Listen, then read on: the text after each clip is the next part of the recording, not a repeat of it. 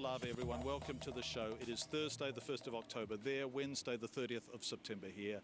And what a day it has been. We come to you tonight live from the Tofoa Resort, although that's a bit of a cruel joke, really, because there's nothing of the resort left. We are standing on what used to be the restaurant floor. More about that later in the program, which comes to you in three very distinct parts tonight. The first part is the journey that our cameraman Arthur Rasmussen and I took around the devastated coastline today. We will introduce you to the people there who have lost so very much. The second part of the show, the Tofoa Resort itself, owned by a New Zealand Samoan family, and Ben Tofoa has come here not only to oversee the cleaning up of the terrible mess here, the loss of their entire family business, but the search for the bodies of 11 of his family members who perished in the tsunami. My colleague Mihi Forbes will talk to Ben Tofoa later in the program. And the third part of the show is an exclusive interview with one of Samoa's favourite sons, indeed one of New Zealand's favourite sons, David Tua. So let's begin at the beginning with our trip around the coast today. Those of you who saw the show last night may remember we spoke to Eddie Annandale, who was coming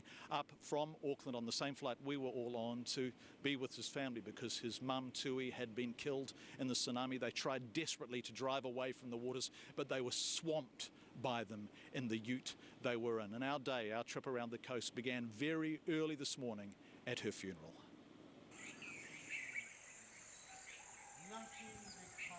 Dawn, and at one of Samoa's finest homes, a family funeral is taking place. The Annandale family, whose mother, matriarch Tui, was lost. It's such a beautiful morning here, so peaceful and so still. Not yesterday, though, when the Annandale's car was hit by what everyone here is simply now calling the wave.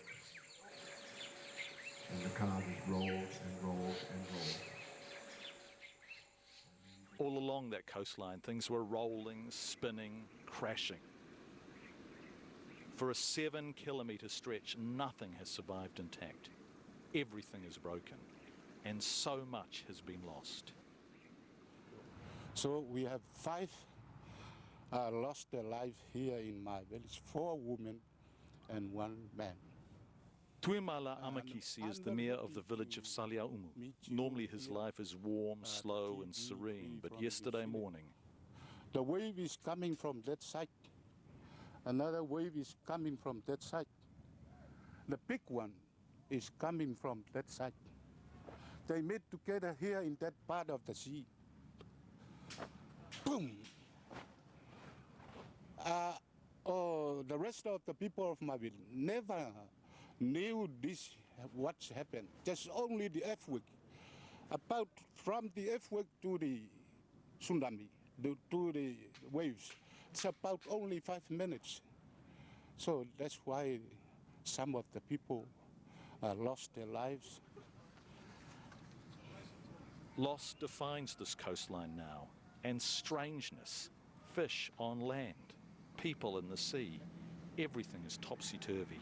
A muddle prevails. Cars simply tossed onto their roofs. Roofs simply tossed onto the ground. Here, a whole home simply gone. Only the concrete foundation remains and the view that made this place paradise. Where are you guys from? St. Peter's College, Palmerston North. Along the road we come upon a group of Kiwi kids from Palmerston North who'd come for an adventure in paradise. They were camping on this island as the tsunami swept straight past them to the very shore they'd been staying on the previous day. We had to run up. Yeah, we had to run. just ran for it. First the earthquake, and then we just didn't know what was going on, and then we came out. Everyone was just like, oh, look, and we just started running, because it just started wrapping around. Everyone was just screaming, run. It's like we were still in bed and everything. Yeah. So we watched it from up on top of the hill. And how big were the waves? How terrifying was it watching them come in? They went over the They went over every follow. every follow. It was just wave after wave and just kept coming and Just kept coming and coming. And could you see the damage they were doing along the coast? Yeah, like one minute there were all these houses and fires. it was wiped out. So everything that you saw standing was suddenly gone? Yeah.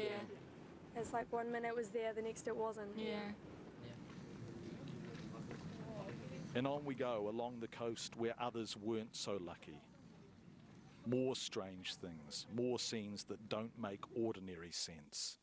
Bay after bay of it.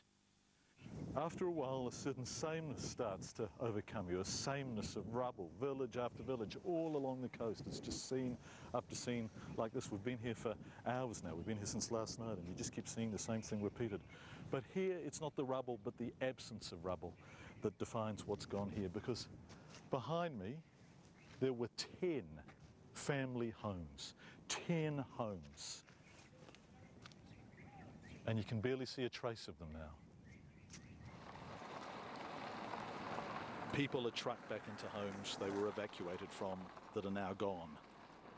Everywhere we go, people are just standing and trying to take stock. So much has been lost, so much. What have you lost? We have lost our homes and also my daughter. You've lost your daughter. Yeah. How old? We just found here today. Her body. How old was your daughter? 3 years.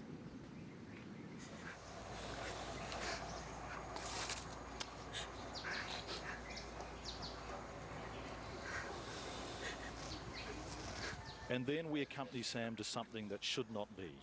A funeral for a child. Hasty, makeshift. The morgues are full and the heat is too great for bodies to be kept for long. This small, silent service for a child. Malia. Everyone is simply stunned.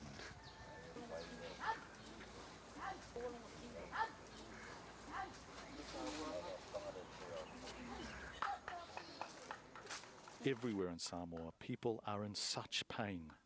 Someone has graffitied "Life goes on" a wave-smashed ute. It doesn't feel that way along parts of this coast.